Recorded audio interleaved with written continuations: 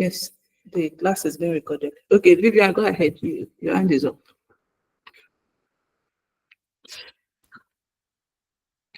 Vivian. Okay. Yeah, it's because of the recording, but it has started. Thank you. All right.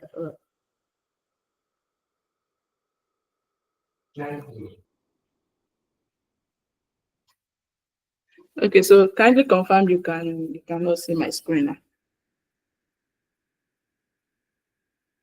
Can you see my screen? Yes, we can see it. Yes, I can.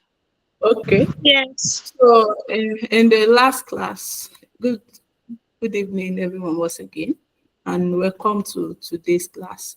So let me quickly give a brief summary of the last class. Last class we look at different statistical software that is used for linguistic data analysis, and few of the software we touched, and Prof gave a very detailed explanation of on how to use especially the R programming software. We say that R programming software language is specifically designed for statistics and visualization, but when it comes to linguistic data analysis, it is most commonly used. Why? Because it is free. We laid emphasis on free, unlike the others that were mentioned, which were the SPSS, also Stata, Python, but why R? For the sake of this class, we are focusing more on R because it is free, it is easy to use, the user interface is friendly, and it is more applicable when it comes to linguistic data. And Prof did some practical examples on how we can use this, which I think an assignment was given. I don't know by now, maybe some of you have seen the assignment. The deadline, I think, is in the next 2 weeks or next week. So if you have not seen that, kindly check up your Google Classroom. So for today, we are looking at sampling techniques, sampling methods in linguistic research. So when we talk about sampling, for example, if we have a collection of individuals, let me say all linguistic students from maybe 2 to 3 universities, we want to sample them. Let's say we want to look at which of these students have a particular interest or is interested in a particular field of study. And we have like 2,000 students that we want to examine at once. What does sampling does for us in this case is, let's say our population is 2,000, right? We have 2,000 students. So for sampling, we can say, let's choose a representative population. So instead of looking at a total of 2,000, we can just sample for each of these universities. We have 3 universities. Let's say we are from UI. Let me try to project my notes for a clearer explanation.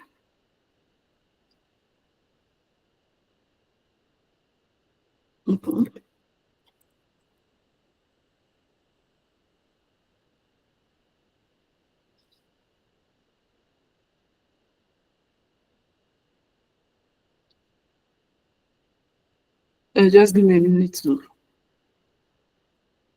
to come up with my whiteboard.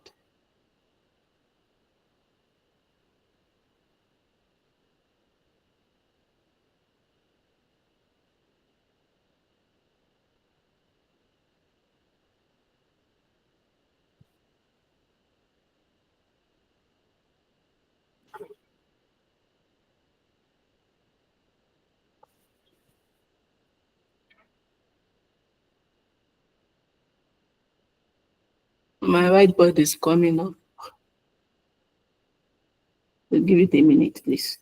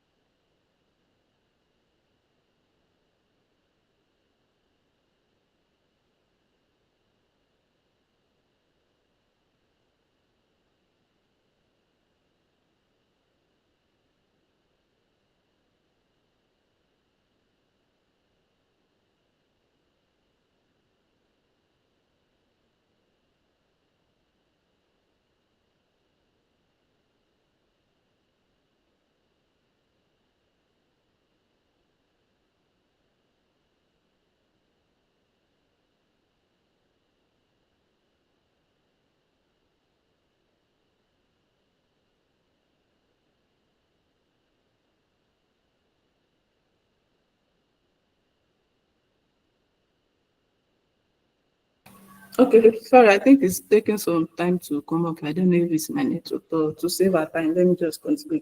If you have any question, feel free to interrupt me at any point in time. So let's say we have different students from three Yeah, different. You're no you're not. longer sharing your screen. Okay. Thank you very much. I'll share my screen.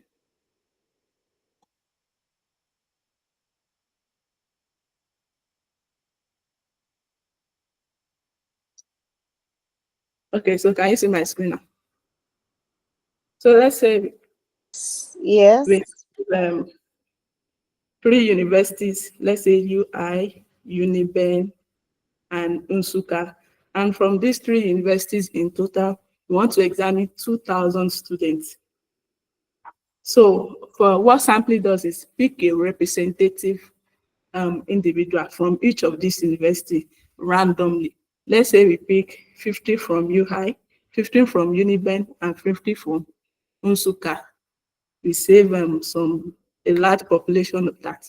That's what we call sampling, just in a brief explanation. So sampling is the process of selecting a subset of individuals or a data from a larger group called the population for research. The population in this case consists of three universities, which makes 2,000 individuals in total. Now in linguistic, the population could be all Yoruba speakers, all children under 10, all tweets in Nigeria, English, or all Yoruba, all tweets in Yoruba, all tweets in Igbos, and the likes. Because it's not always possible to study everyone, we take a sample that represents group we want to understand. So that's why I say, for example, all Yoruba speakers, and we have a very large number of Yoruba speakers. Now, to save the cost of population, or we can't just go and say, okay, we want to examine, let's say, 1 million individuals. So all Yoruba speakers, some of them can be from different states across Nigeria. Now, what we are saying that sampling we do is let's take a representative from each of the states that are Yoruba speakers. So is that clear? Now, why is sampling important? First is it helps us it saves time and resources. Of course, when the population is large, the time for us to examine the larger population will be much more than the time for us to examine a smaller population. And also the resources will be less. It also makes it possible to study larger populations. Yeah, what that means is a sample represents a population. When we talk about a larger population, let's say from 1 million individuals, for example, when we sample individuals from each state to say they are all Yoruba speakers, and in total we sample, let's say, 500 individuals, those 500 are automatically representing a larger population. So that's why it says it makes it possible for us to study larger population. And the third one is allows for statistical generalization if done properly. Yeah, for example, let's say the mean of the population for 1 million, the mean Yoruba speakers are, let's say, 50 is the mean. In statistics, we can say that sample mean can be approximately the same thing as population mean. In this case, we get the as we move forward.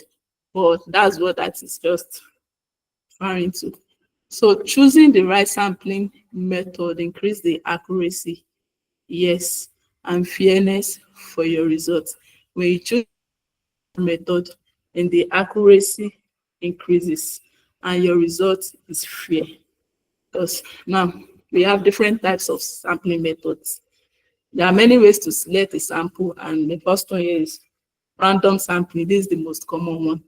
Everyone in the population has an equal chance of being selected. That's what we mean by random is you select at random without being biased. Just select. An experiment where unbiased results are needed, you won't be biased. Select at random. You won't say, okay, you're only selecting from Osun State, people that are black, from Lagos State, people that are white, from let me say from Ogun State, people that are yellow, you are being biased. You only select at random. That's what random sampling is telling us. Everyone in the population has an equal chance of being selected.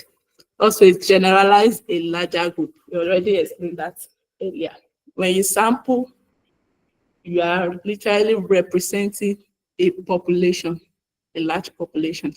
Example, a good example is selecting 100 words at random from a spoken corpus of 10,000 words. 10,000 words is a lot, right? So when you select 100 words, just 100 words at random, it is representing the corpus of 10,000 words. Mind you, the 100 words is being selected from the 10,000 words from that same scope, that corpus. That's when you are representing the large corpus with your sampling. And the sample in this case is the 100 words. So the challenge when it comes to random sampling is that you need to access a complete list of population. And in most cases, it's not always available.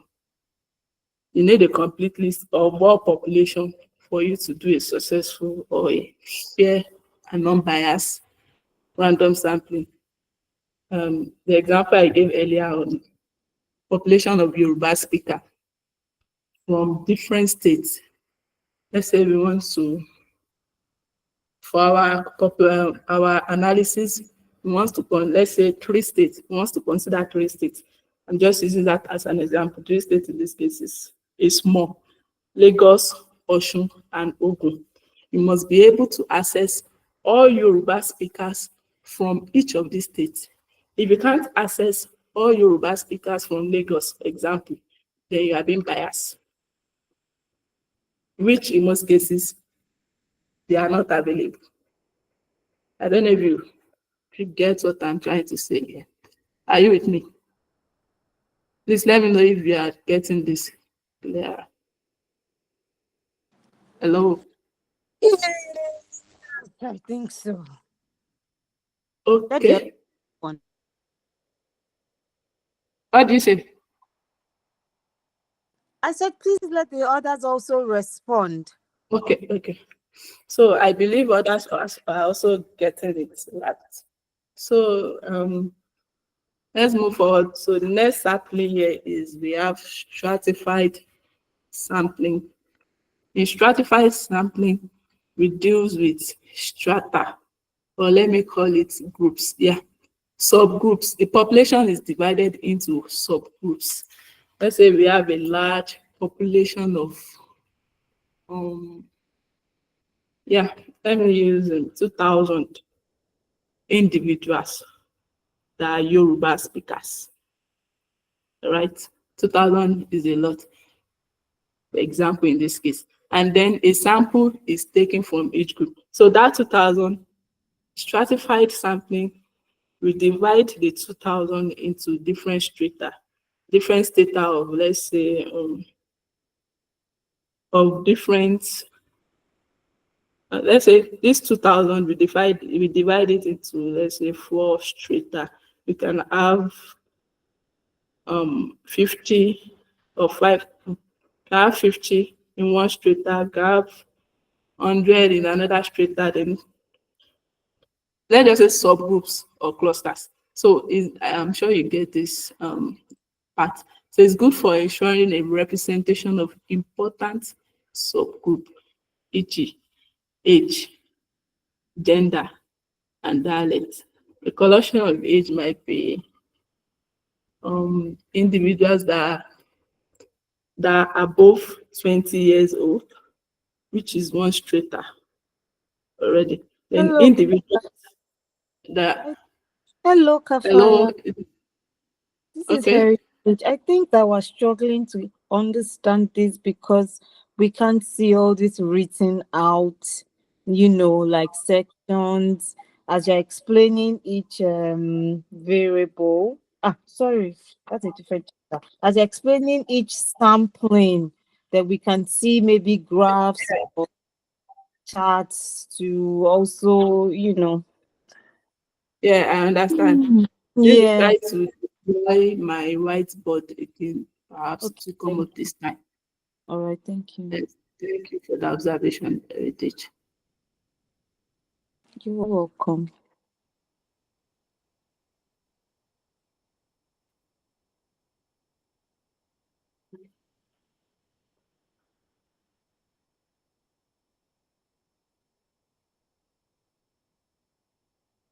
Hi, Kafayat. Please, I want to say you should help me zoom in a bit. Maybe make it up to 100. Okay, I get Like that. zoom in your screen here. All right.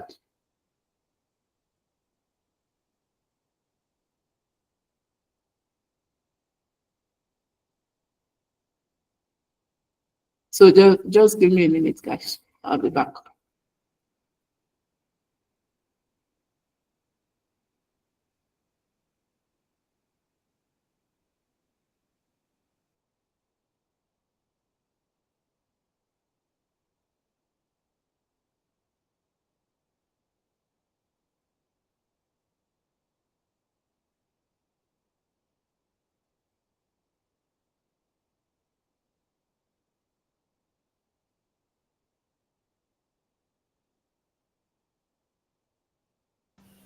My whiteboard is loading now. Okay.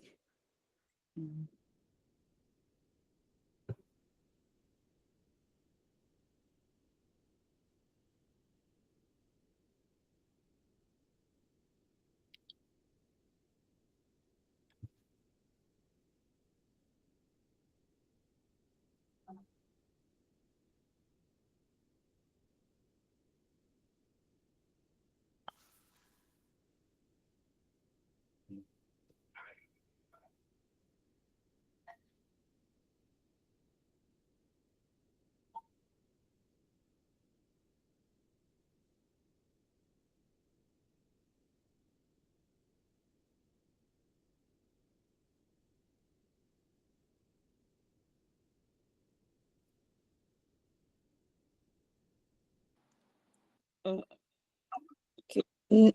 I think we saw the whiteboard, but you have to share it again. Yes, I'm trying to do that now.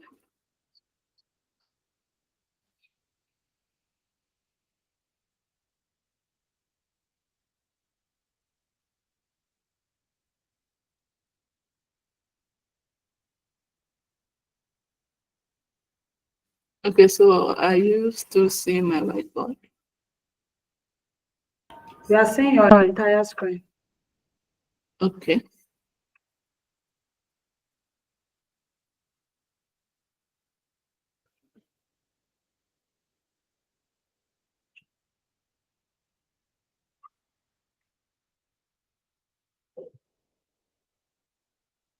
It's gone now. Okay. Yes. So which screen are you seeing? We can see the whiteboard now. How about the class notes? The class manual. Can you see No. this?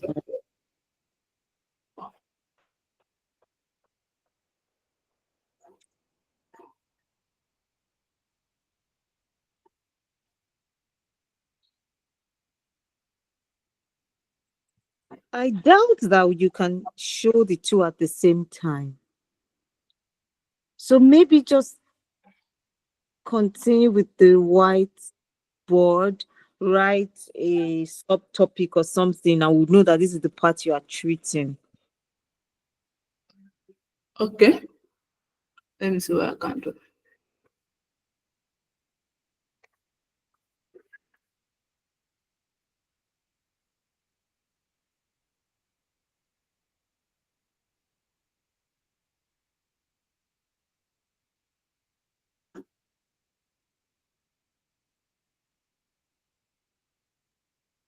So which of them are you seeing now? Whiteboard. Okay. Yes, perfect. Mm-hmm. Something subset.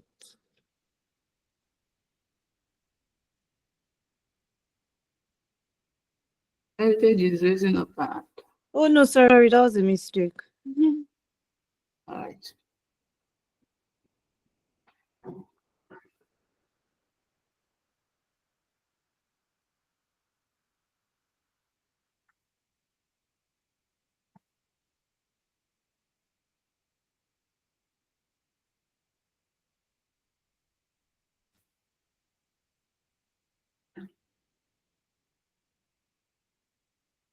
Okay, so we are talking about strata.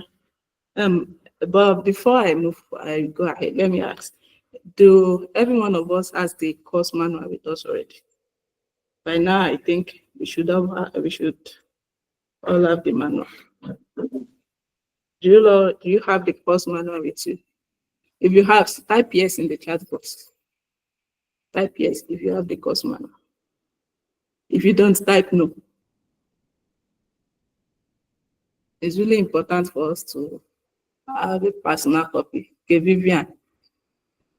Vivian does not have the course manual. Okay, Heritage has. I'm still saving part of my feeding money to buy it. Oh, that's great. So let's do that in time. Vivian, you say what? Vivian, they said it is good that you're saving money to buy it. It's good investment. Yeah, that's what I'm saying now. Let me keep saying when it's complete, I'll buy. That's fine, but make sure it's complete sometime. All right, so let's continue. If you have the course manual, you can just follow me as I'm also trying to open my own manual, but I don't know why I can't share the screen together at the same time. I think it's always possible.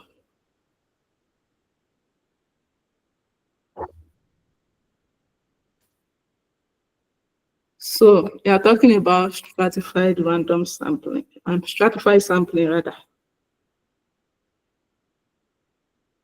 We said in stratified sampling, we divide into different strata, right? And each strata represent each But why the this board is not population. showing again? No. I don't know. I'm having issue with this whiteboard today. I don't know.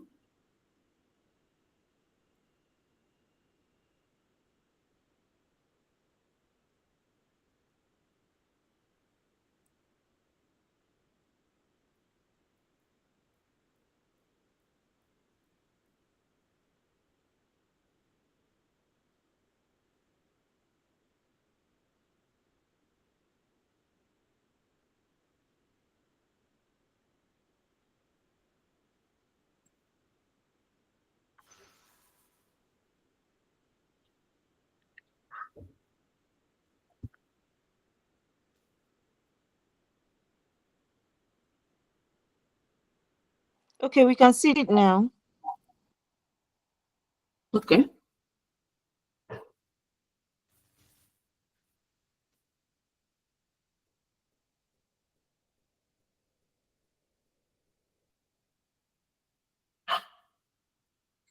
All right. So the idea in stratified sampling is to capture diversity within a particular or a given population by sampling from each subgroup rather than just sampling randomly from the total population. And this way it increases precision. Of course, you prevent bias and also increase accuracy in the result when done properly. So an example is, let's say we have a population of different individuals. Let's say we have um,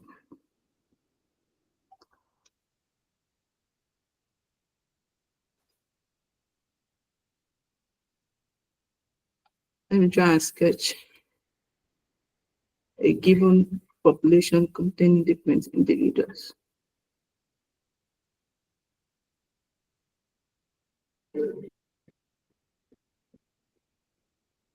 I believe you can see my light. Yes, you can. All right, thank you.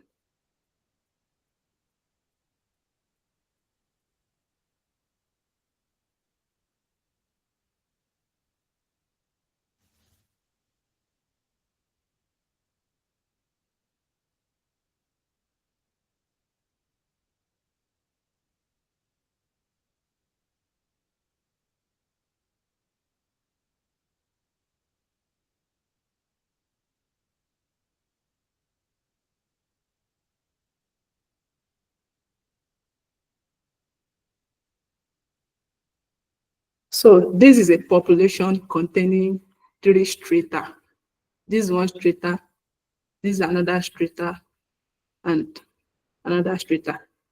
The population contains, this is just an example, but let's say the population contains 9 individuals, and we already divided them into different strata might be based on different criteria. An example is their gender, age, or maybe their ethnicity. So we have 3 different strata in this. Now, how do we sample based on stratified sampling? We can pick one individual from this strata, and we have this. Another individual, let's say this, from this strata, I have this, and another individual from this strata, and we have this. So basically, this is explaining stratified sampling. Is a sampling to ensure that different subgroups or different strata within the population are represented in the sample. And it involves, like I illustrated here, we divide the entire population into distinct subgroups based on specific criteria or characteristics, maybe their age, maybe their gender, and the likes. And once the population is divided, you sample randomly from each of the stratum. And that's what I just illustrated here. So do you understand that now? So this is a Ye- stratified random sampling. All right, so let me try and share my post notes for the sake of those who are yet to get their notes.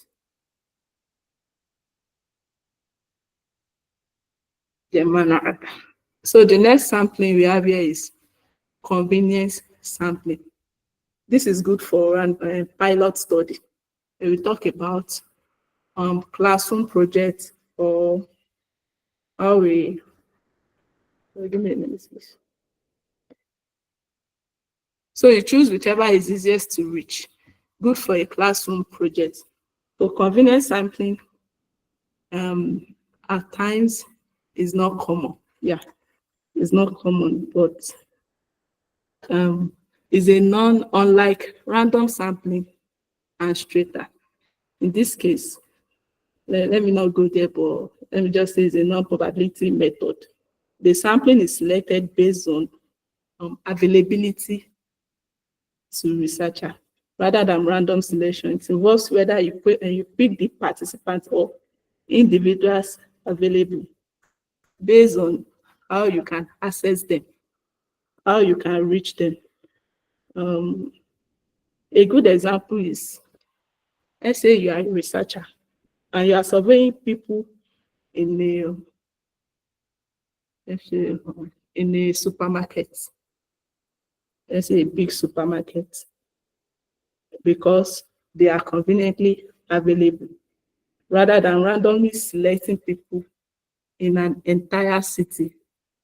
Perhaps the information you need from those people, you might just get it from the people visiting the supermarket next to you. That's convenience sampling. Rather than saying, okay, let me consider Osun State, Ogun State, Lagos State for a particular information. Why not just go to a supermarket and sampling based on convenience? If you can access anybody from Osun State walking to that supermarket, so the probability is in between. If you can access anybody from another state with the information you are looking for. That's at your own convenience time. Those are the people you can access. Those are the people available to you. I don't know if you get that.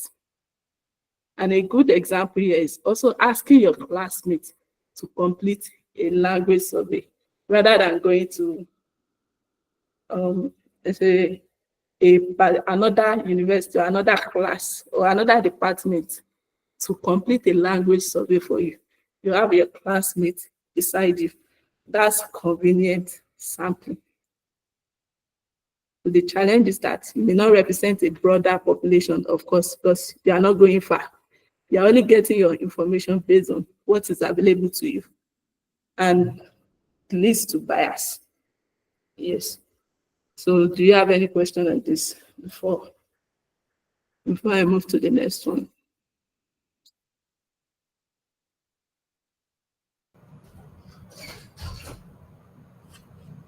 Hello? Please let me know if you understand what I've explained on convenience sampling. Anybody?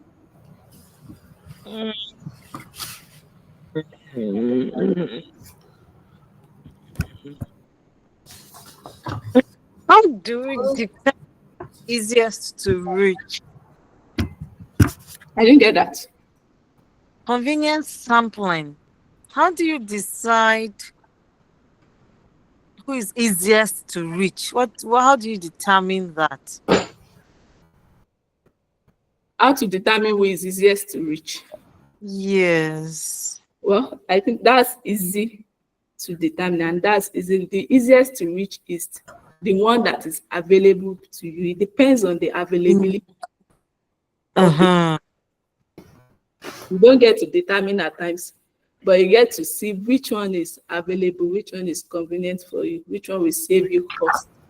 Do you understand that? Yeah. I think available. All right, so the last type of sampling this is the snowball sampling. Yeah, you start with a few participants who then refer others, and so on and so on. For example, let me take it from the convenience sampling. You have your classmates to get a particular information for, but that's not enough. Let your classmates refer those who they know that can provide information in this regard as well, in whatever regards you are looking at. Now, those who your classmates refer to you can also refer another set of individuals that will provide this information we are talking about. Do you get that? That's what we mean by snowball sampling. And it is good for studying, hiding, or hard to reach populations. Yes, when you can't reach them, you let people refer them. Let people refer till you get your desired result. And an example here is endangered language speakers. Now it's good for when you an illustration, a good illustration of this is when you interview a few Yoruba speakers in London. Of course, you know that Yoruba speakers are very few in London. Who help you connect with more? You ask those who you can see to refer more people and refer till you get your desired number, result, or as the case may be. But the challenge is that it can lead to overrepresentation of certain networks or opinions. Do you get that? I think that is clear enough for us to understand. So I'll leave for Ms. Oni to continue with sampling bias at this point. If you have any question, you can always ask, interrupt, or type in the chat box. So Ms. Oni, are you there? So thank you. Let me come in now. Before Honey will now round up. So I want to share my screen.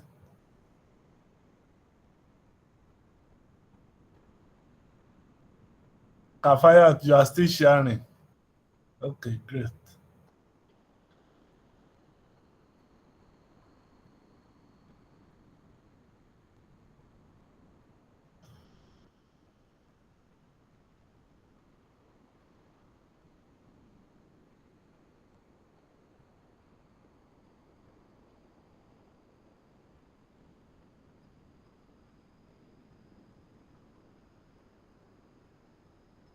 I hope you can see my screen. Yes, sir. So what Yes, sir. we want to quickly do now is to discuss case studies on each of those sampling method. I'm sure you've been told what sampling means. And I always use the example of our mothers who work in the kitchen. I know you when you prepare your soup, uh, to know whether the soup is okay, is delicious or not, whether taste, it's tasteful or not. Do you lick the entire soup? Vivian, do you lick the entire soup? No, sir, not at all. So what do you do? You just take a bit from the spoon and put it in your hand and taste. That's all. Then what do you conclude? If it's tasty or not, if it's lacking any condiment or not. Yeah. So what will be your final, how do you, what do you now say about the rest of the soup? Oh, we'll say the soup is sweet, or we'll say the soup is okay, even though we tasted just a bit of it. Thank, thank Yeah. you. That is just the way sampling works. The other example I used to take is if you have ever visited a clinic before. Olasoji, have you? Yes, sir. Okay, so when you needed to submit your blood sample, was it all your blood that was drained? I wouldn't be alive, sir. You wouldn't be alive. So that's the so just a little portion of your blood was sampled. So and then in that sample, they may find a malaria parasite there. They may find anything there, and then they will conclude that your entire blood system is, is having malaria parasite. So there are many, many, many, many instances, situations where you don't, it's practically impossible to say you want to cover the entire population. So rather you take sample. But your sample will only make sense. Let's come back to the issue of soup. If you put salt on one side of the soup, uh, and you don't stir the soup, that may make your may make your and you take the portion from the side you put your salt, that could bias the result. So it's always very important that you are taking a representative sample whenever you are taking, you are drawing sample from the population. But if you are not taking representative sample, then that will make the result to be biased. So we will go through a couple of case studies, one for each method, and you will see the step by step. Yes, Vivian. Sir, based off of what you just said now, saying that if we don't take representative Yeah, from every body, it might be biased. yeah. So if we're dealing with random sampling, how do we ensure that everybody is properly represented in random sampling? That's what we want to do here right now. That's what we want to do. You will see how you will ensure that uh, everybody is given equal chance in the in the selection. Is that okay? Yes, sir. Good. So let's look at, can you read the first case study, Vivian, quickly? Investigating the use of rising intonation in yes/no questions among university students. What do you mean? Background. You understand that discussion? Intonation in Yes, yes sir. or no? Eh? Yes, sir. Yes, sir. I want Explain. to investigate rising tone in. Want to investigate how tone rises in close-ended question. So we ask a question: is this good? Yes. Is this good? No. How tone rises when you are responding to yes and no question from the university students. Okay. Can you give more examples of yes, no questions and how that can affect intonation? Okay. Are you excited? Yes. So when you're saying yes in that situation, your tone is rising because you are expressing excitement. Are you excited? No. Your tone should be falling because you're not excited, you're sad at that moment. So it's likely to fall, not as high as the yes in when you are actually excited. Okay. So if I ask whether you will get a grade A in this course, Of course, yes, I will. Heritage, how about you? Yeah. Okay. Abdul Rashid,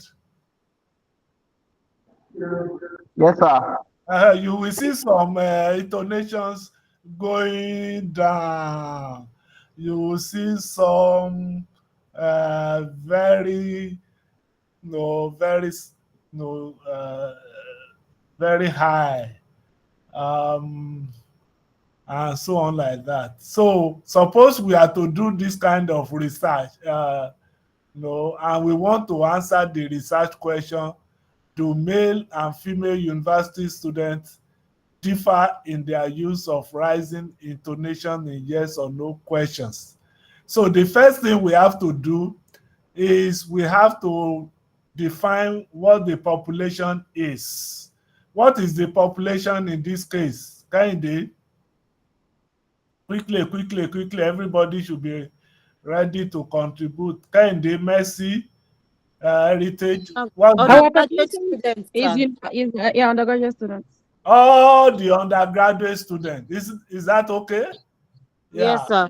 who are proficient in English. So then we are using this random sampling method, and to use this, we are going to follow uh, the following the procedure that we will list, that the procedure listed here. First, we define the target population, which is what we have done. We will know all those who are eligible to be part of the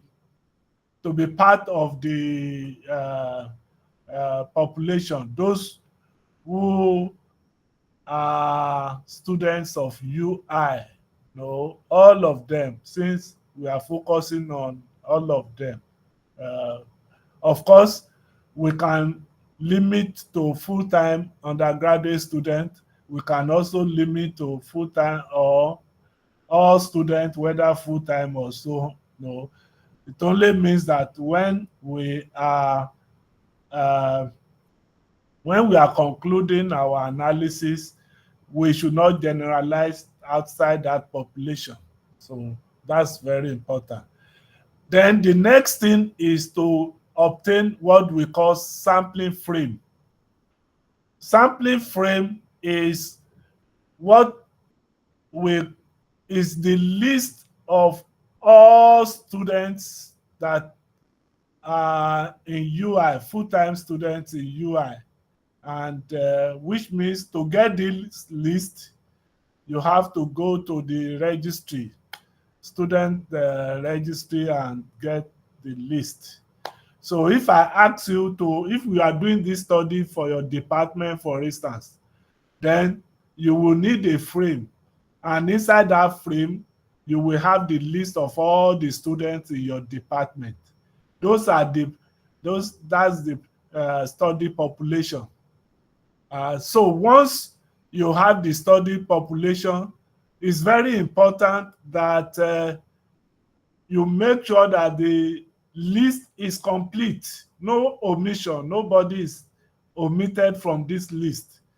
When you work with incomplete list, then your frame is not going to give you, it's not, you are not going to get a representative sample, that we aim to get.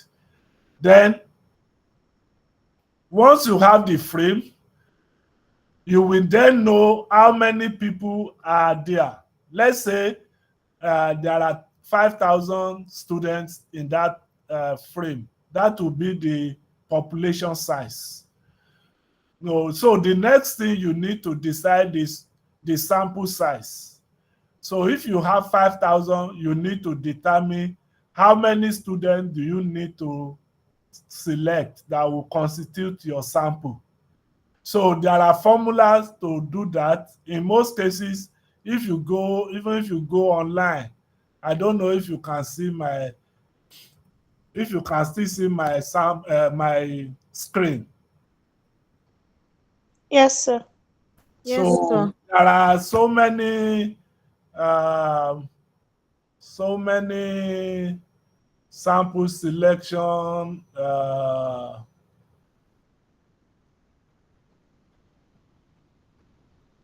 that yes, selecting sample.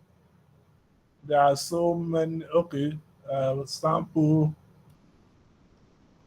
size selection calculator. So use sample size selection calculator. You can come. There are so many of them online, so that you can use. One of them is this. I hope you are following me. Yes, sir. So, Yes, to sir. let's say there are parameters you will need to choose to find the sample you need. So, but these are default ones. Maybe you want the confidence level to be 95%. You want your margin of error to be 5%. You want your population proportion to be 50%, and so on. So all you just need to do is you enter the population. In our case, let's say the population of students is 5,000. This table will calculate the number that you need to select, 357. That's the sample size you need, right? So you can also use formula like this, but we are still going to use some of this later. But today there are so many uh,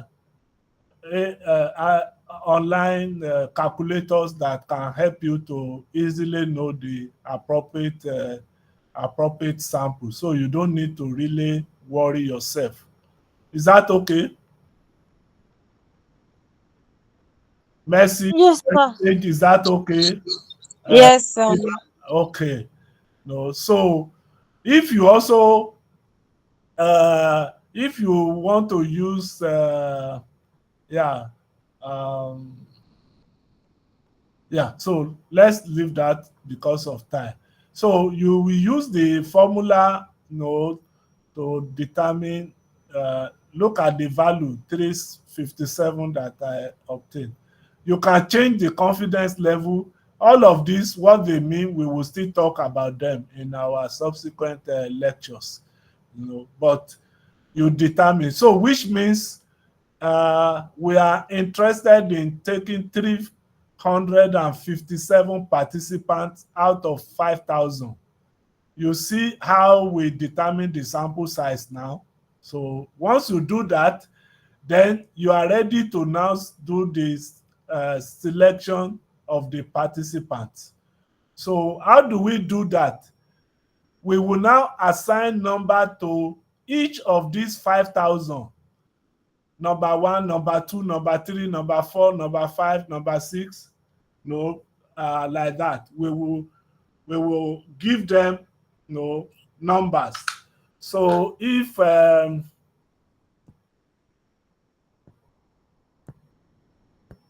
we give, if Vivian is there, if Vivian is there, then we can say Vivian, this Vivian 1, heritage 2.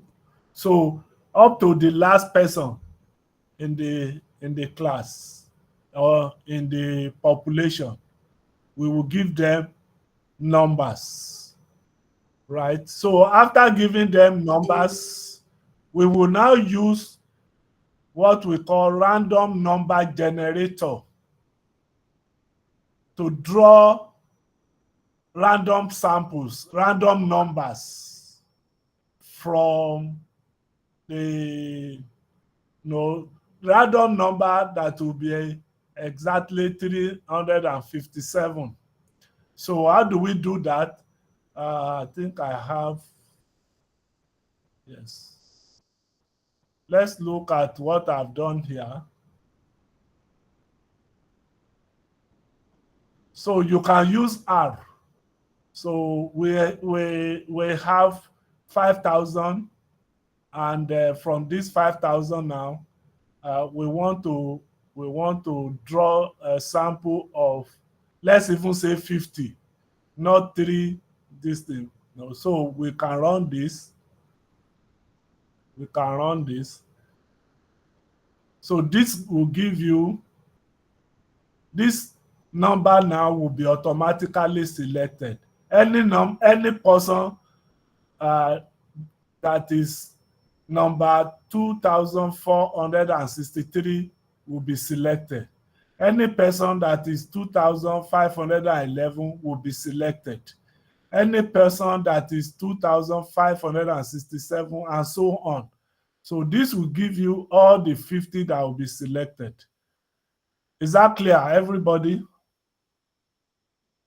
Yes, sir. Yes, sir. So this is Yes, sir. how we ensure representative sample without predetermining an individual to be selected.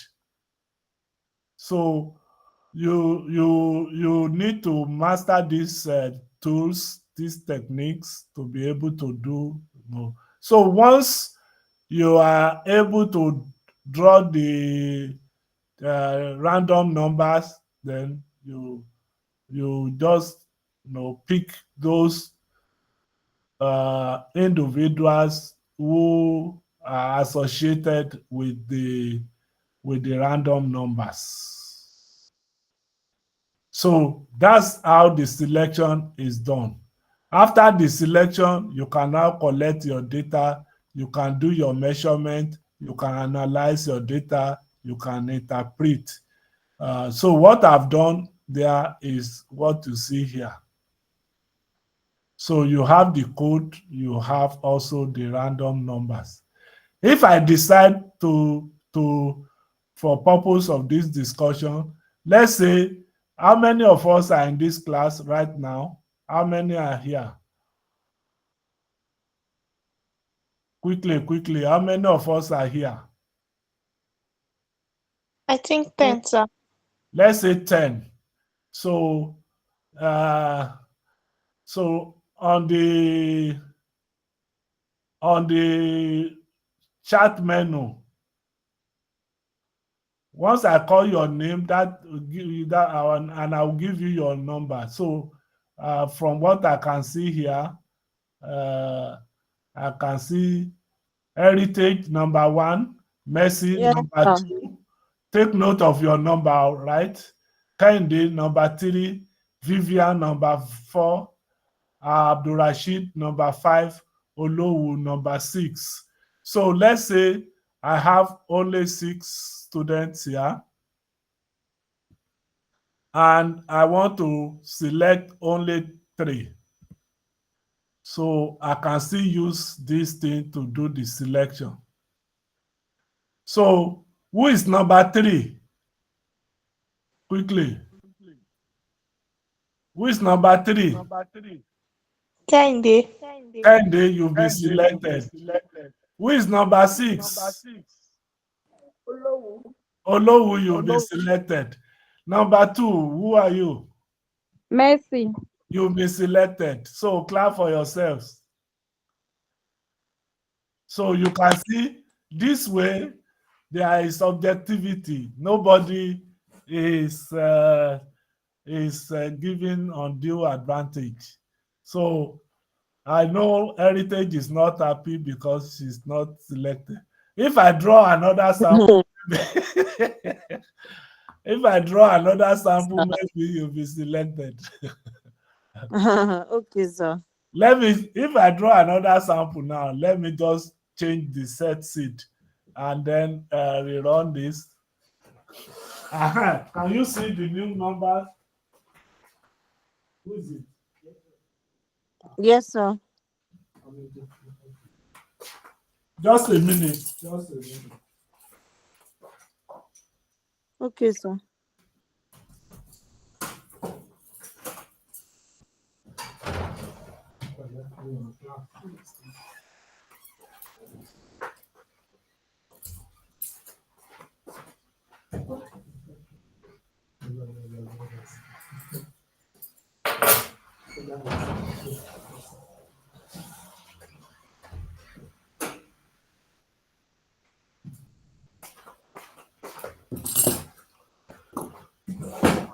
Sorry for that.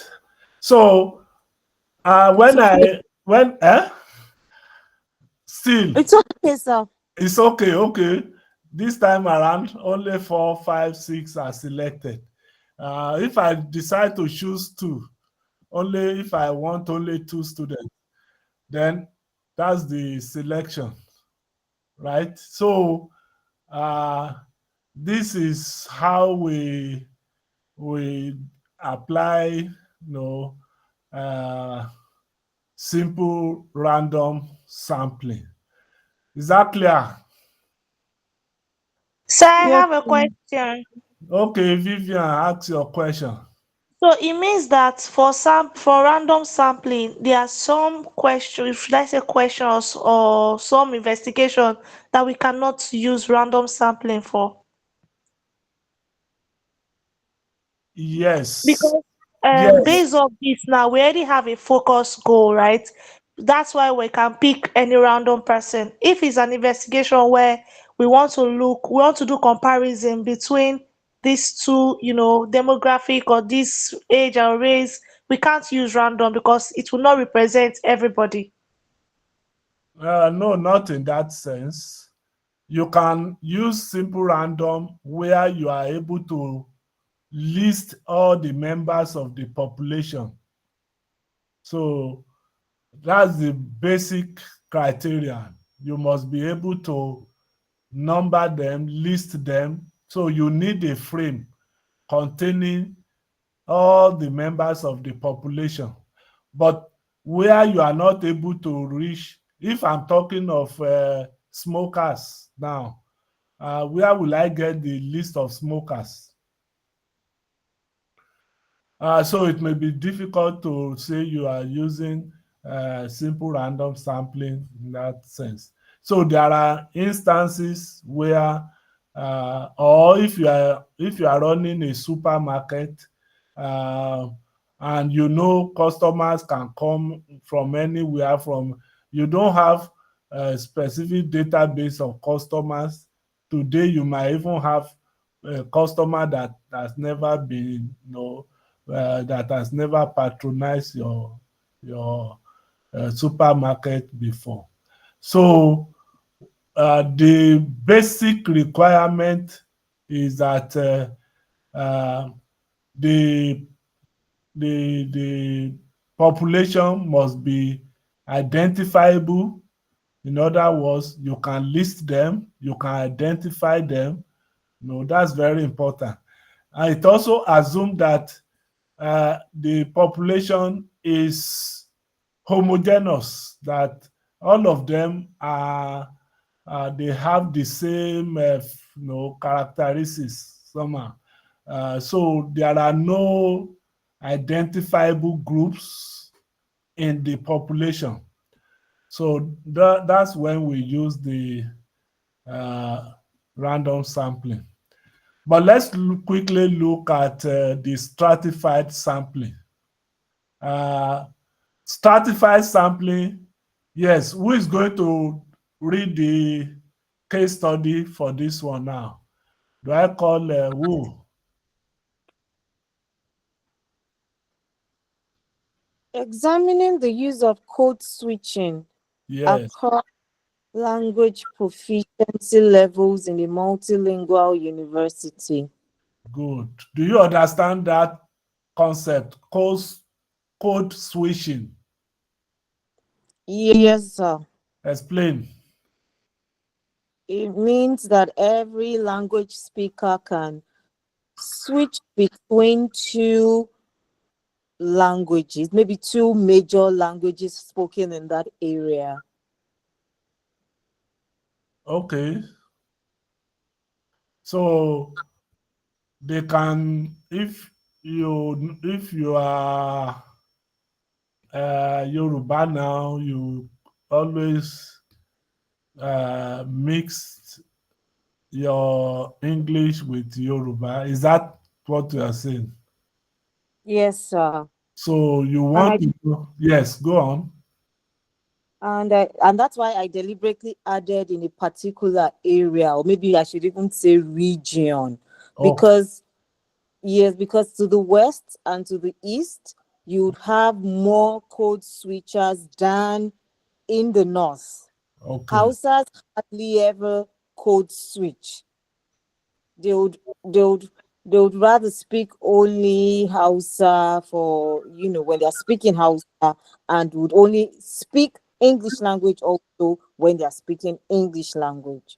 Yeah, so but it's prevalent everywhere except I expect the worst in English speaking uh, countries. Maybe code switching may be real. Yes, sir, exactly. Yes, depending on region again. Yes. So the research question here is: does the frequency of code switching differ significantly between students of different English proficiency levels? Uh, why do you think we are interested in different English proficiency levels? Yeah, because people with lower level of proficiency would be more prone to code switch. Exactly. Exactly. So I'm giving you all this idea. These are typical research projects that you can you can consider. So what's going to be our population? This time, because we are looking at um, university students, which means there will be multilingual, no, they will be multilingual, no, and which means there are groups, no. So deliberate, as we can see now, uh, the students are, in terms of their language, they are not homogeneous. So they are capable of speaking more than one language. So you might have Yoruba English, Igbo English, Hausa English, Urobo English, so on like that. So you have a population now that is mixed. So when you have a population that is made up of groups, you have the population that is made up of groups. This is one group, this is another group, this is another group, This is another group. Then each group is what we call stratum. This is a stratum. This is another stratum. This is another stratum. This is another stratum. This is another stratum. So we now, the plural is strata. So the population is divided into strata. So you have 5 stratas. Yeah. So you maybe Yoruba, Igbo, Hausa, Urhobo, Efik, and so on like that. So when you have this type of situation, that's when you apply the stratified random sampling. The idea of stratification is to ensure that every group is given, is represented in the sample that we are going to take. So if we are taking our sample, we take a portion of this, a portion of this, a portion of this, a portion of this, a portion of this. And then this portion now will now be in our sample. So this portion will be there, this portion will be there, this portion will be there. So every strata, every stratum is represented in the sample. This is our sample. So that you will see Hausa there, you will see Yoruba there, you will see Efik there, you will see Igbo there. So what is the procedure? The starting point is you define the target population. Here, multilingual undergraduate students who use English and of course at least one other language. Then we identify the stratification variable. In our case, we are going to stratify them based on their level of English, the beginners, the intermediate, the advanced. We can use whatever criteria we want to use. If you want to base, I don't know, but for masters, I think most of you did proficiency in English. So that can be used, as the basis. Those who score below 40 can be regarded as beginners. Those who score between 40 and 60 can be intermediate. Those who score above 60 may be advanced. So which means in our case, we have stratified the population into 3. This is the beginner, and then you have the beginner, you have the intermediate, and you have the advanced. So once you do that, then you will get the sampling frame, which is the list of the beginners, the list of the intermediate, the list of the advanced. Then once you get that, then you determine the sample size for each. How many are you selecting here? How many are you selecting here? How many are you selecting here? But you have to first of all determine the you have to determine the desired sample size. So if in this case we have 3,000 students, so and 900 of them, are beginners, 1,500 are intermediate, 600 are advanced. So which means you have them. One major thing is that no individual should belong to 2 groups at the same time. It's not allowed. So the groups are not overlapping. It's not allowed. So no one can belong to two groups at the same time. So we have 3,000 students, 900 beginners, 1,500 intermediate, 600 advanced. And then we will now decide what will be the sample size. As usual, we can go back to whatever formula we have here. We have, let's say we have 3,000, and then we calculate.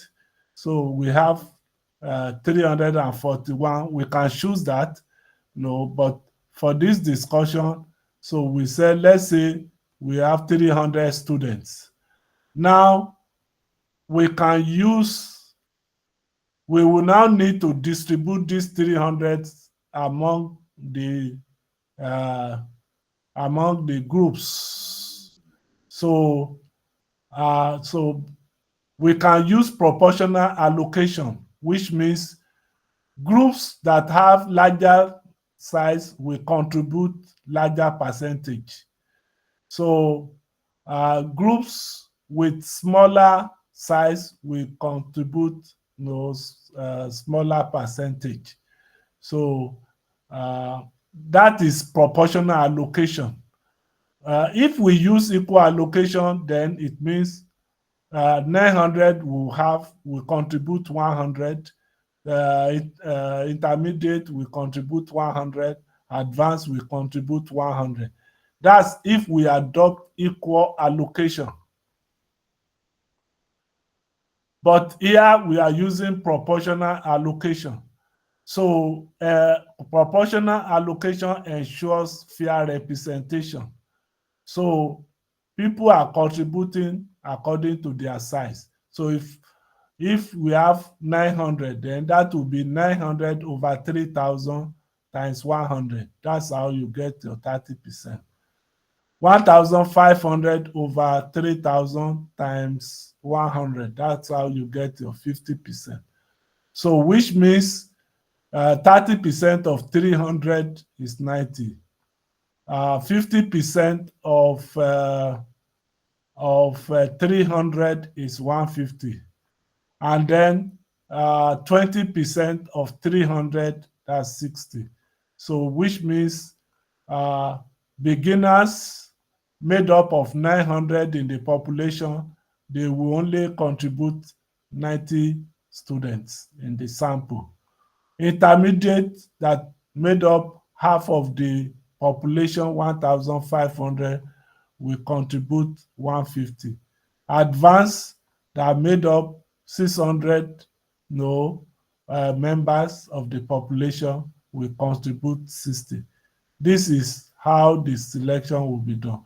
And you can also do that in R.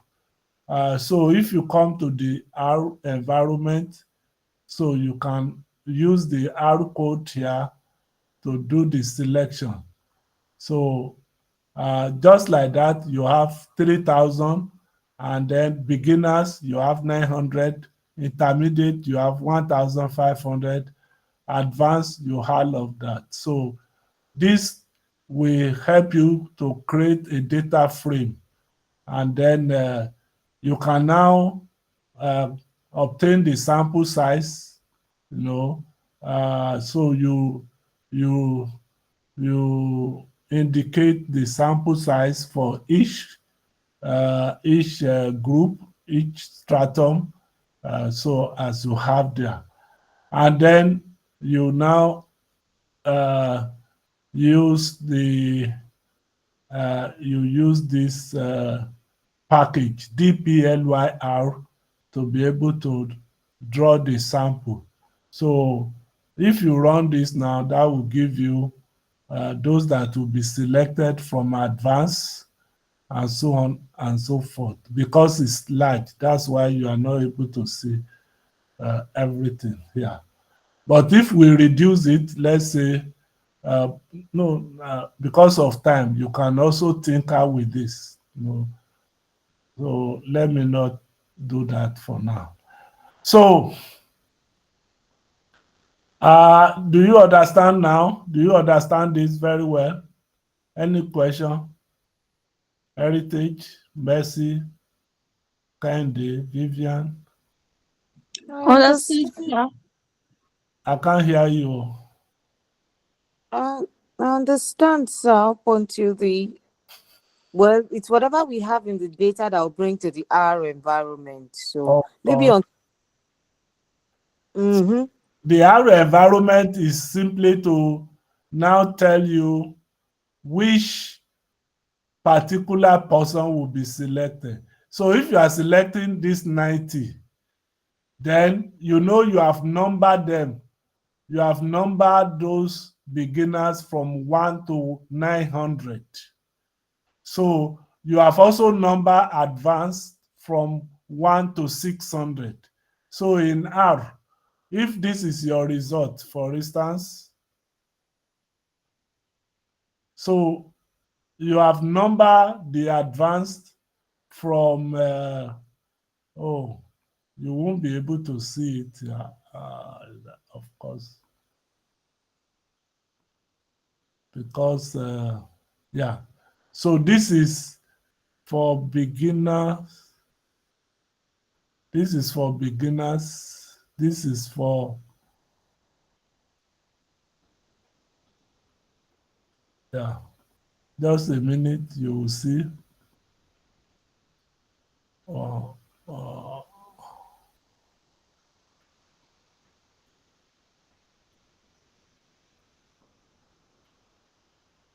okay, sorry, it's not showing. Okay, so what I could do later, let me see, to make, only that I don't want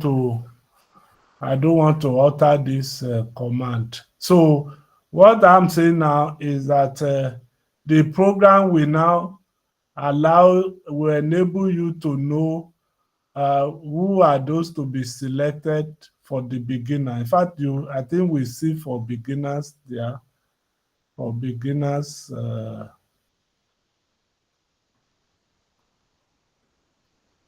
yes. So for beginners, whoever is number 20, for instance, will be selected. Whoever is number 195 will be selected. Whoever is number 52 will be selected. So uh, uh, 90 of them will be selected. So that's how it is done. They will be numbered from 1 to 3,000. They will be numbered from 1 to 3,000. But the selection will take care of the category they belong, whether beginner, whether intermediate, whether advanced. So once 900, once 90 is selected in beginner, that's the end. 150 selected from intermediate and 60 selected from advanced. So let's go to the next one. The syntax is also here. You can also lay your hands on it. So you see the result here too. The next one is convenience sampling. I think most of you use this one. No, most of you must have used this one in your previous studies. And I even know many people, they go for convenience sampling because it is convenient. So who is going to read the case study? Mercy, Kendi, are you there? Yes, sir. Yes. Okay, case study. Analyzing fillers. Oh, in undergraduate classroom discussions. Do you understand that problem? Yes, sir. Explain. Okay, so just like we discussed in one of our classes yesterday, that a lot of us young people now speak with a lot of fillers. So we talk, we say, like, so this problem, this research is like analyzing the fillers, maybe the causes. Yeah, why do undergraduates use fillers in their in their discussions? You have even used fillers, and I think I use it also. Uh, is there anybody here who does not use fillers? Is there anybody here who does not use fillers? I don't think so, sir. You don't? Okay, you don't use, right? Heritage. I don't know. I don't think there's anyone who doesn't use feelers. Okay, but the frequency can differ, right? Oh, definitely. Yes. Some are so eloquent that they just they keep running the mouth, without break, without. So we have people like that, very talented, but maybe it's also not a talent. So the research question actually is to be able to know the frequency of filler passage, filler usage in undergraduate classroom discussions. We might also want to know whether males are more, are more into using fillers, compared with female speakers. So again, we have the population, but because this is convenience sampling, so the process is not going to be as objective as we earlier mentioned in the case of in the case of random sampling and stratified sampling. So once the undergraduate, though the first thing is to define the target population, which we have defined as all undergraduate students enrolled in the university. Then, because we are interested in using convenience sampling, so we don't need any list. We simply select students from classes, maybe those you teach, or those who are willing, who are present in the language lab during that data collection. So maybe those who are in your room, those who are in your fellowship, and so on. That's the whole essence of convenience. So you select the sample, so you approach the student in 2 or 3 willing to participate in the study, and then you get their consent, and you record and you analyze the recording. So that's how it is done. At the end, you count the number of fillers per speaker, and then you do all the rest of analysis. But the most important thing here are the limitations of this kind of sampling. You cannot generalize to the entire student population. Whereas you can generalize in random sampling and stratified sampling.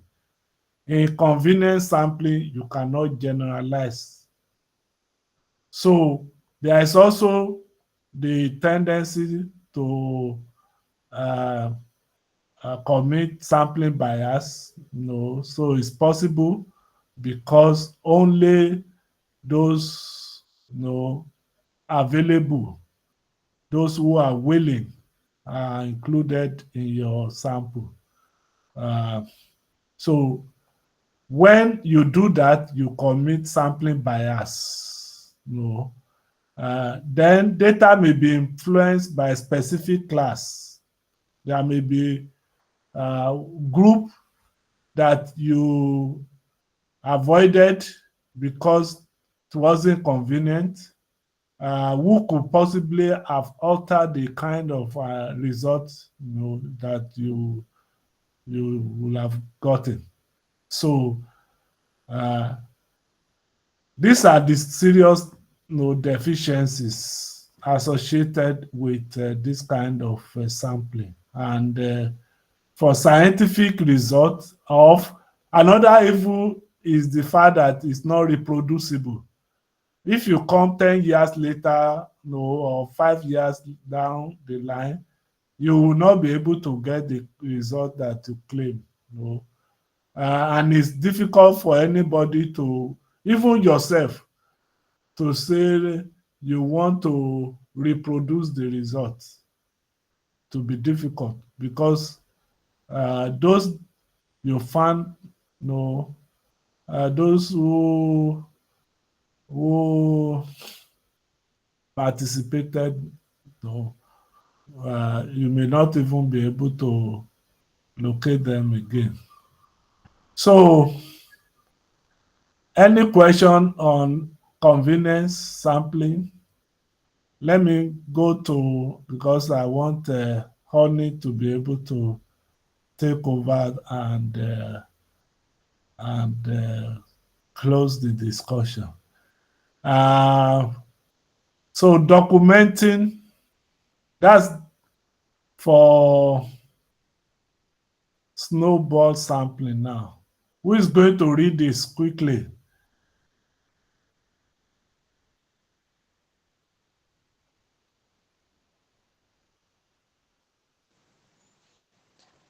Documenting endangered proverbs in the Oge language community. Okay. Okay. Oge, thank you. I'm not good with stones. Oge language community. So do So you it's more like, yes, sir. It's more like we want to document proverbs that are already endangered in this particular community. So proverbs that are going into extinction, proverbs that people don't use frequently anymore. so it this kind of study, you may not say you are sampling. So sampling will not help you because you need elderly people, people who preserve culture, to be able to help you here. So it means you have to rely on the recommendations of people to say, go and meet that Baba, go and meet that woman, go and meet that traditional title holder. So that's why this is called snowball, kind of sampling. I think I have a diagram that is showing you something like that. So this person is contacted and this person introduces this person. So this person is contacted, introduces this, introduces this, introduces this. So this is snowballing. One person introduces another, and the other introduces another, and so on like that. So this is how snowballing is done, and is used in situations where you will not be able to apply simple random, you will not be able to stratify, and then only by reference from other people that you can be able to get quality responses.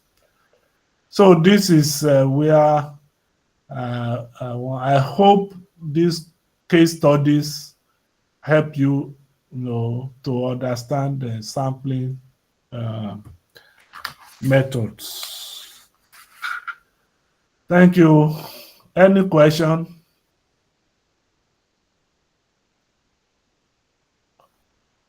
I'm good. You are good. That's fine. I hope we have. I don't know if there are exercises uh, and multiple choice questions. So you have the floor, Honey. Thank you. All right, sir. Good evening, class. So I'll be sharing my screen. Mm,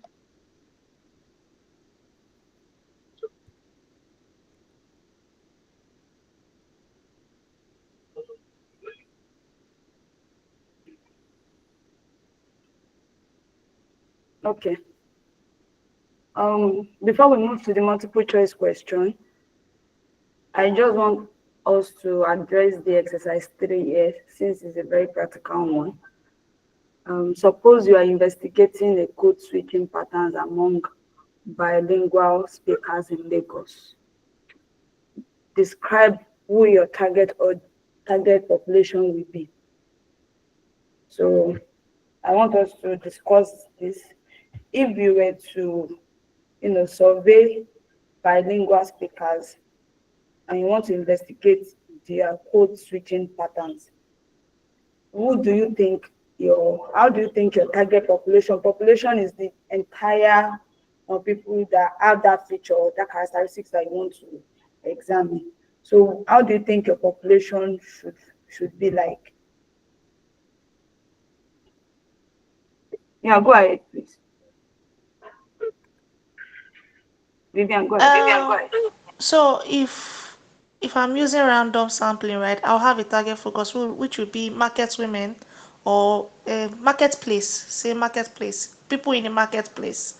So I would use the marketplace as my target population because there you can find people that could switch a lot between Yoruba and Pidgin English. Let me not say English. Okay, so I would want us to still remove that you want to do random sampling out of that picture, but your target population at the market, let's say market women or market men, anyone. So if that's the entire population. Okay, so now suggest a suitable sampling method that you would want to use. Will it be random? Will you want to stratify them? Will it be convenience? Will it be snowball? So whichever one you're choosing, you have to justify why you are choosing that. Anybody, doesn't have to be Vivian this time. Anybody. So let's assume the market women, our audience. Which sampling method do you think is suitable for you?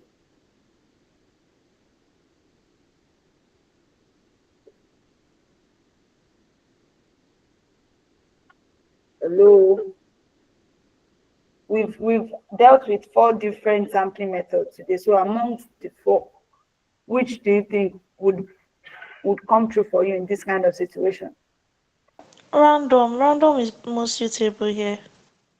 I would use stratified How would you stratify them? because it says bilingual. You're investigating code switching patterns among bilingual speaking in Lagos. Okay. And so Vivian has narrowed us down to the marketplace. Yes. Yeah. In the marketplace, you would find sections again. In the marketplace, yes, you still find the Igbo corner where they sell only Igbo soup or materials. Now, but now still find in that market, you still find the Igbo traders, boys now that are dealing in another kind of by materials. Yeah. In that same market too, again, there's a possibility that you will now find Yoruba people who only sell peppers, and then you would find Correct. a mix of Calabar and these people that sell palm oil. I'm sorry, the Calabar will do the seafood and the rivers guys. then the crayfish, different kinds of fishes, all that, you would Yeah. find. Yeah, so I think I would now break it down Okay. into different atoms like that. Okay, Vivian, your hand is raised. What do you Yeah, think? my hand is raised. So as much as I want to agree with her, I also want to say it's Lagos. So even those people that speak other languages, I can't come to you can't go to a Lagos market to buy something and then the person is speaking Igbo and English to you. Unless the person knows that you're an Igbo person, right? The default is when you get to markets, like in Lagos place, is in Yoruba land. The default is Yoruba English, Yoruba Pidgin. Unless the person, oh, you've had a relationship or you are on the phone, the person have heard you speaking, language. The person will now switch to. I can't go to a Yoruba. I go to a Calabar woman to buy something. If the Calabar woman sees me, she first assumes I'm Yoruba. She speak Pidgin first. So before Mm, you get, I feel like it's going to be random because it's giving like it's Lagos. That's my argument. yeah, I really like this class. I'm not going to say, oh, Vivian, you're right, or Heritage, you're right, because sometimes it's just based on the kind of research you are doing and probably what others have done. You can leverage on that, talking about research. But just like Vivian said, if we want to stratify, we have to know what characteristics are we using to stratify them. Is it gender? Is it location? Is it their language? So if I want to follow heritage about using stratified, well, maybe for me, well, it will still be based on past research on that topic. But maybe for me, I might just want to categorize them based on their location. For example, now I don't know much about Bodija market, but I know a bit about Dugbe or Ogunpa. In Ogunpa, we have different sections. We have different sections, not really about what they're selling, but it's more of location. Maybe you will be able to pick your elements from each. If you make your location if you make it your strata, you might be able to pick few elements from each of them, from each of those strata, so that you can have a good representation.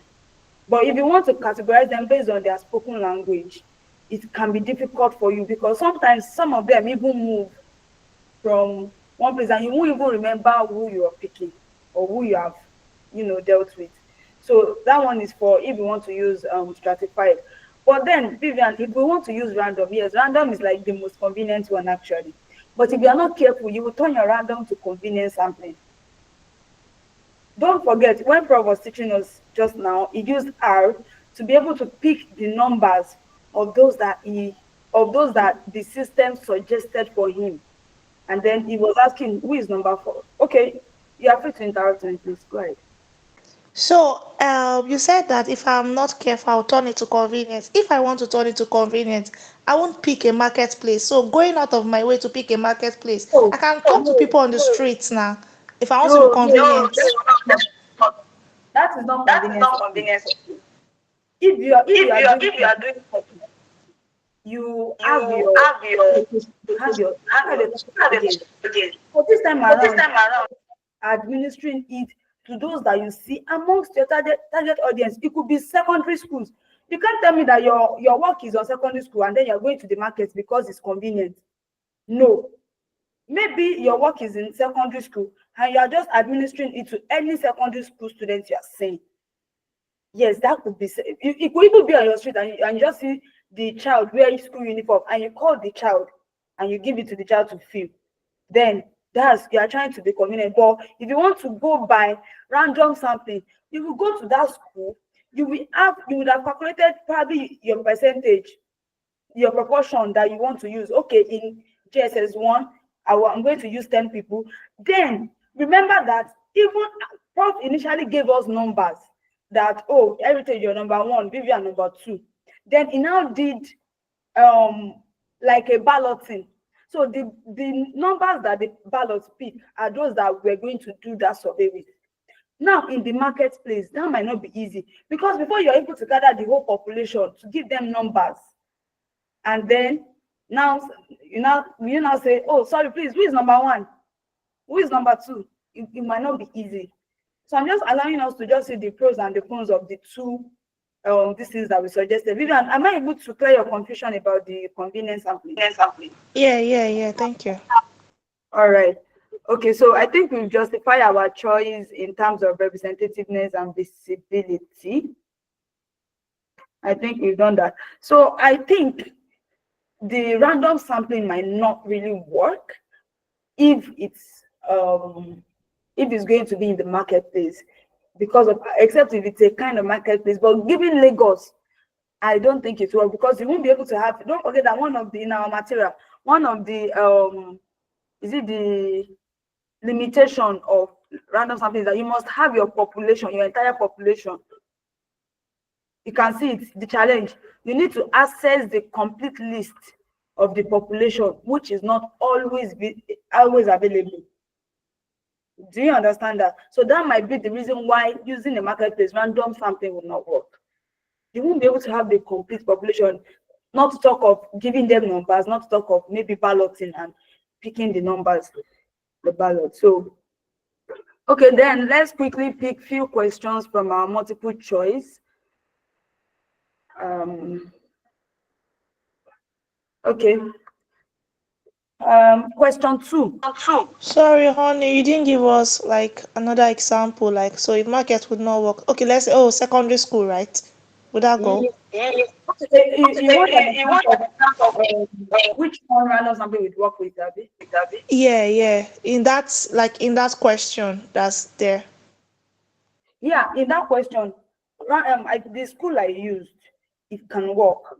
It depends on your approach. So, for example, at my place of work, there was a recent work that I just concluded, and the client was working on secondary school students, senior secondary school students in Ibadan Southwest.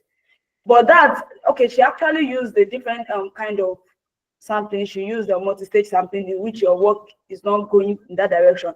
But there's a part of it that she used random, part of the stages that she used a random sampling. So how will it work? Maybe you get to that school after you've been given permission, all the ethics and all of that. Then in maybe say a private school now where they just have maybe one classes for their SS1, SS2, SS3, or even if it's a government school where they have class A, class B, and all of that. You've already done your proportion. You've done your calculation. There's a formula you would use to calculate your sample size. We have Taro Yamane, we have Fisher-Cochrane's formula. So let's assume you know how many you are picking. And based on the proportion for class A, say class SS1, you need 30 students. And out of the 30 students, you have 90. You have 90 out of them. So you would have to give them numbers. Probably it could be alphabetical. Maybe they have a class list. Then you do a balloting. So all you just have to do with the balloting, you pick 30 numbers. That is essence of random sampling, is to avoid bias. So you picking the 30 numbers, it's not like you have already predetermined any number that was going to come up. So you picked number 90 at first. Then who is number 90? Please come out. You pick number 82. Who is number 82? Come out. You pick number 1. Then 30 of them. And then you administer the questionnaire or survey of the questions to them. You are not being biased because every of the 90 students had equal chance of being picked. They were just not picked at the end of the day because they needed 30. It's different from you going to that same school and just say, please, how many of you want to fill questionnaire? And then I do, and then you give it to them. That's convenience, even though it's like it's the same audience, but that's convenience. You didn't pass through making sure that there wasn't any bias. Some will even still raise their hand and they won't be able to administer to them because the sample size is enough. Go ahead. Vivian, go ahead. Yeah, I'm sorry. I'm getting another thing different from what Prof thought earlier, right? So you're saying that before we even go ahead to administer the survey, would have picked at random. But I think what I understood from what Prof said is if we want to survey a population of 5,000 people, we can go ahead and survey a population of 5,000 people. But if out of the 5,000, what our target focus is going to be 1,005, we use arrow to pick at random the 1,005 out of the 5,000 instead of doing the balloting before. Do you get my point? You're not doing the balloting. You're not doing the balloting before. Just like I said, you're doing it at that time when you want to do the survey. You're not doing it before it. And you surveying the 5,000 samples that Prof taught us the other time was like having the class list already. Do you understand? So if you have the class list already, all you just have to do is to go to the next stage. You already have your population list. So you doing that 5,000 is like you having the database of the whole population. Then you're now picking, randomly selecting. That was. Oh, I get now. I get, yeah. All right. I don't want to believe that we have wasted our time, but still we have 7 more minutes. Let's quickly do number 2. Heritage, would you help us with question 2? You've been quiet. No, I'm here. Question 2, multiple choice or Multiple choice is on the screen. which one is on the let me look at my screen.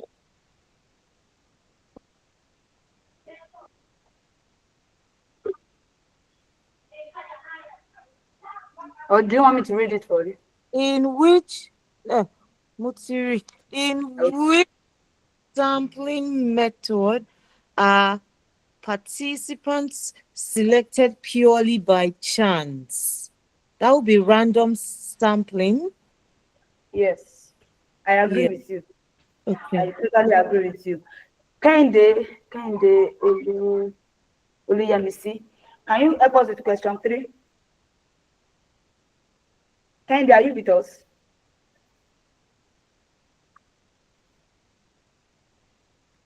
Okay, Kinde is not with us. Mercy. Question 3, please. Okay, which method involves grouping participants by category before sampling? I think that would be stratified sampling. Beautiful. That's stratified sampling. You're very correct. Question 4.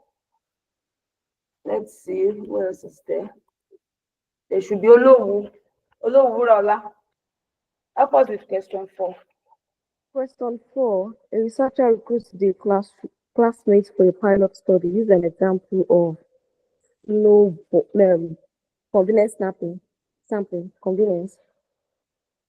Recruit their classmates. Okay, yes, I totally agree with you. Wow, I love that. Okay, Vivian, help us with question 6.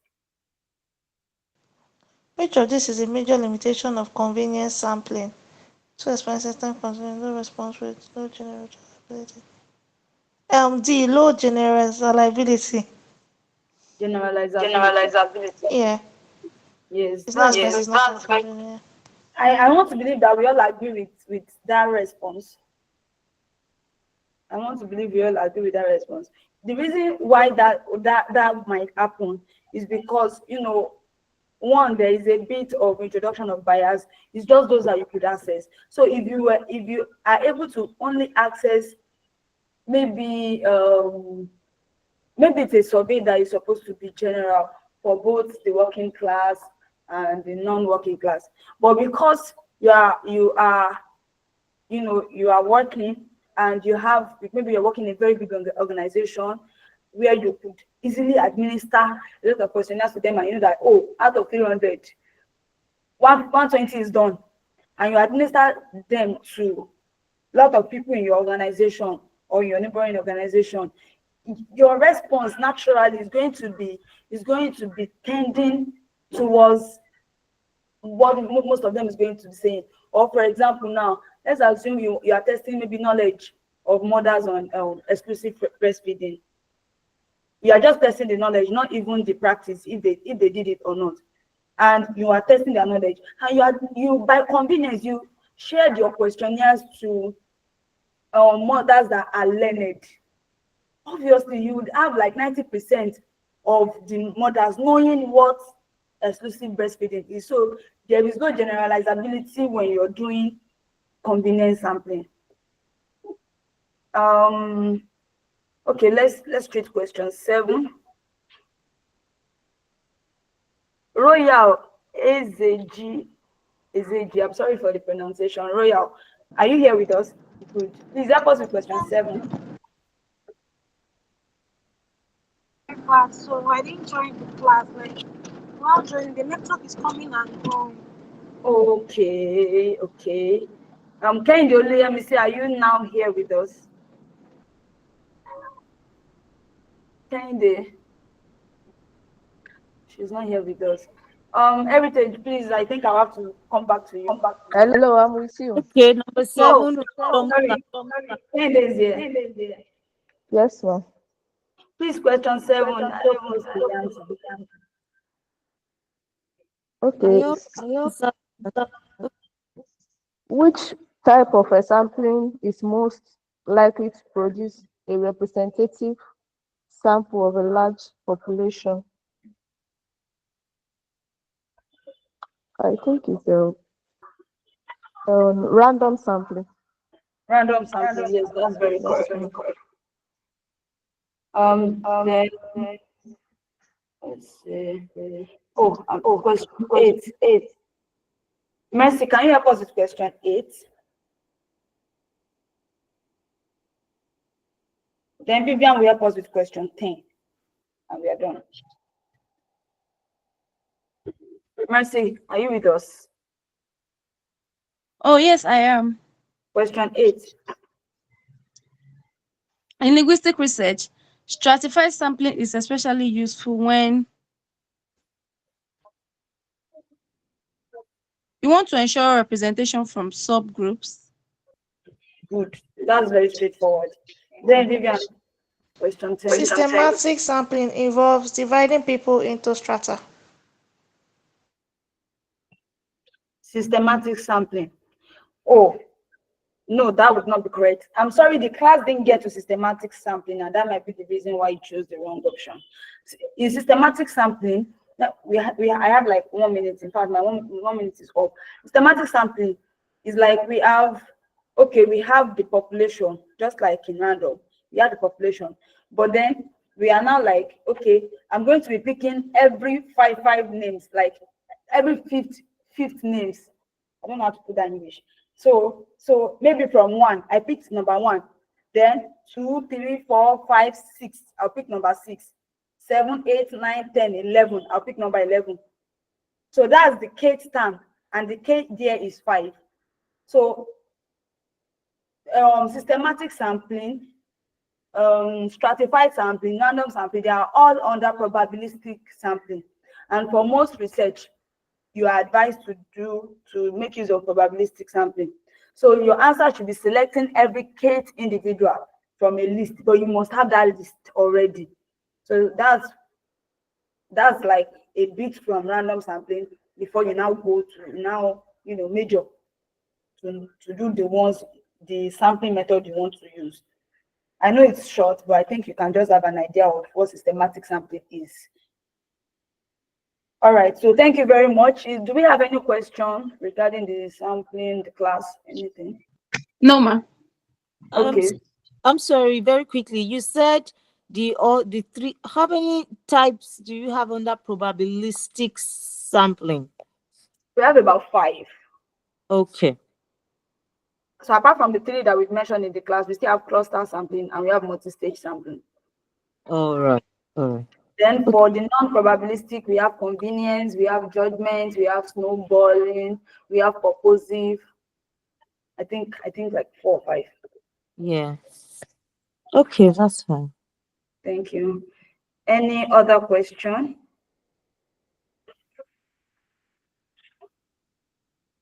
No. All right, so I'm sure we'll go to.